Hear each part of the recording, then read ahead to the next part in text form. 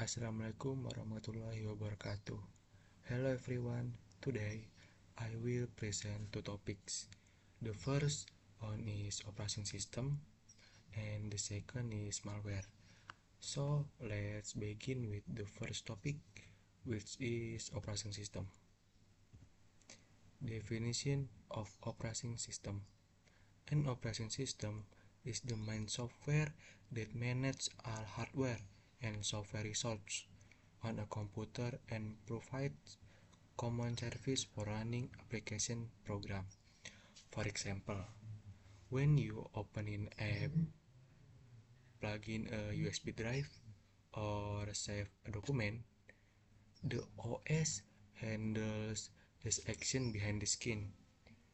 We can think of the operation system as the brain of a computer or laptop. Even if the device has all the necessary components like RAM, CPU, and storage, without an operation system, none of those parts will function. The laptop won't be able to run any program, not even display the startup screen. It's the operation system that enables these components to work together so the device can operate as expected. Next is function of operating system. The first one is process management. Process management is the OS controlling which program run, stop, or switch so multitasking runs smoothly. Number two is memory management. Memory management, memory management is dividing RAM fairly among programs to ensure everything runs without error. Next up, file management. File management is help save, open, and organize files so that user can find and use them easily. Next is device management. Device management function to connect software with hardware such as printer or USB so that everything works properly. Lastly, we have number 5, user interface. User interface. User interface is interact with the computer using a mouse, keyboard, or typing command. Next, types of operating system. Any two types. First is open source and the second is closed source. Open source is an operating system with open source code that can be accessed, modified, and further developed by everyone.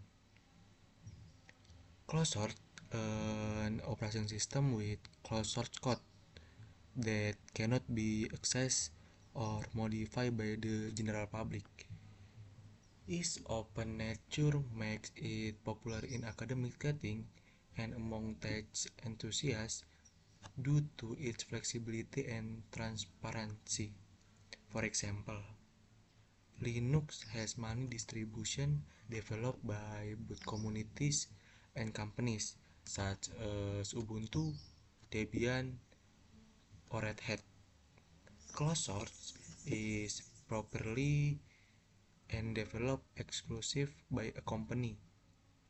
Security and stability are maintained internal by the company, but user cannot customize or access the source code.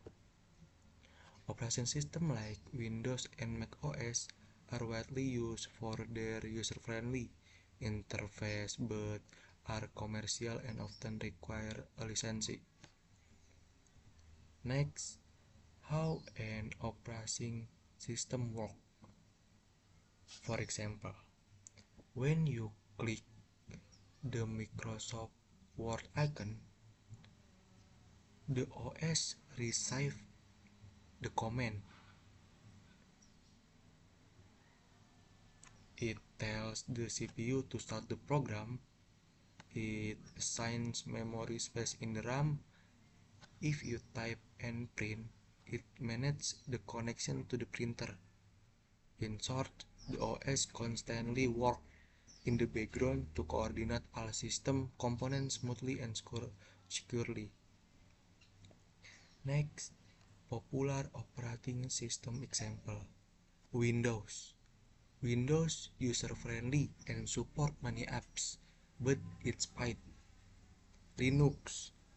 Linux is free, customizable, and great for programmer or server. macOS. Sleek interface and stable, but works only on Apple product. Android. Found in many smartphones like Samsung, Oppo, or Xiaomi. Lastly, iOS. Secure and smooth, but only for Apple device and closed system. Okay, now we are moving on to the second topic, which is malware. So, what exactly is malware? What is malicious software or malware? Malicious software or malware refers to any program or piece of code intentionally designed to cause damage, infiltrate, steal data, or disrupt the operation of computer, network, or user. Malware can operate stealthily or overtly depending on its type and purpose. Next, the primary goals of malware.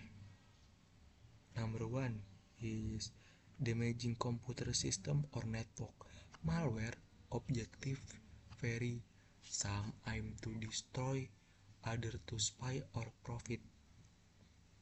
The second is accessing, stealing, or altering data without authorization. Some malware is used in cyber warfare or political sabotage. Number three is disrupting the normal operation of device. Not all malware is immediately disruptive. Some lie dormant for long periods. Next, types of malware. Number one is virus. The first one is virus. Infects file and spreads. Number two is worm. Spreads independently without user action. Number three is Trojan. Disguised as legitimate software. And number four, spyware. Spyware monitor user activity. Number 5 ada ransomware, looks data and demand ransom. And lastly is adware, sounds unwanted ads without permission. Antivirus software and firewalls help detect and block malware. Always download software from trusted stores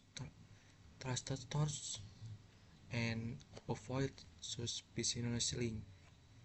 Okay, next, how does malware spread?